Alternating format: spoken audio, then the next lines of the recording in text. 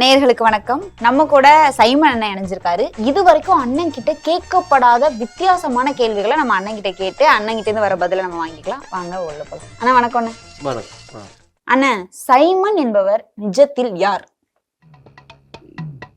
எப்படி சொல்றது, பெரிய கதையில கலெக்ஷன் 1000 கட்டிங், தம்பிகள்கிட்ட வசூல் வேட்டை, டம்மி வேட்பாளர், கட்டுக்கதை, அப்புறம் உருட்டுகள், அவதூறுகள், அப்புறம் பொய்கள், இப்போ பொய் இருக்கு, செத்தவங்கள வச்சு கதை கட்டுறது, அப்படி இப்படின்னு பேசி ஈசி வண்டி நல்லா ஓட்டிக்கிட்டு இருக்கிற ஒரு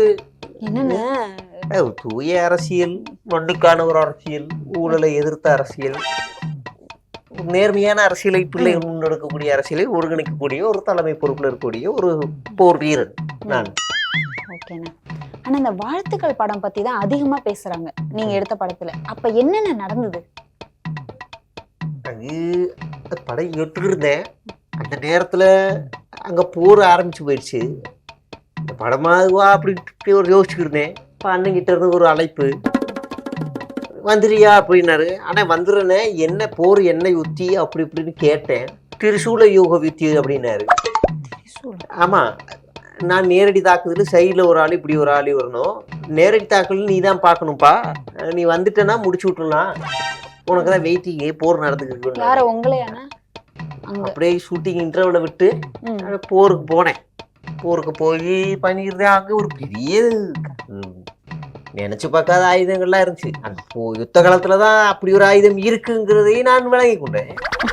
அது தேடி தெரிஞ்சுக்கிட்டேன். அதெல்லாம் அப்படிதான் இருக்கு, என்னமோ இப்படி வச்சிருந்தாங்க, அதுக்கு பேர் துப்பாக்கி. அப்பதான் கண்டுபிடிக்க அப்புறம் பெரிய பீரிக்கு கொடுத்தாங்க.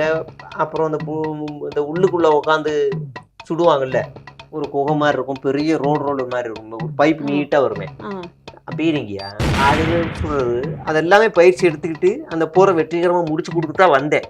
அப்புறம் இந்த படத்தை எடுத்தேன். பெரிய தெரியாது, மாறு வயசுல போயிருந்தேன். அது ஒரு காலகட்டம். அந்த பிரச்சனைகள் நிறைய இருந்துச்சு. தேடிக்கவே இருந்தாங்க, எங்கனே படத்தை போட்டு விட்டு போயிட்டேன்னு. எனக்கு அங்கதான் முக்கியம்ல, நான் அதனால அங்க போக ஆரம்பிச்சிட்டேன். இந்த கதையை விட இந்த கதை நல்லா இருந்துச்சு, அது இல்லாம போகிறதுக்கு.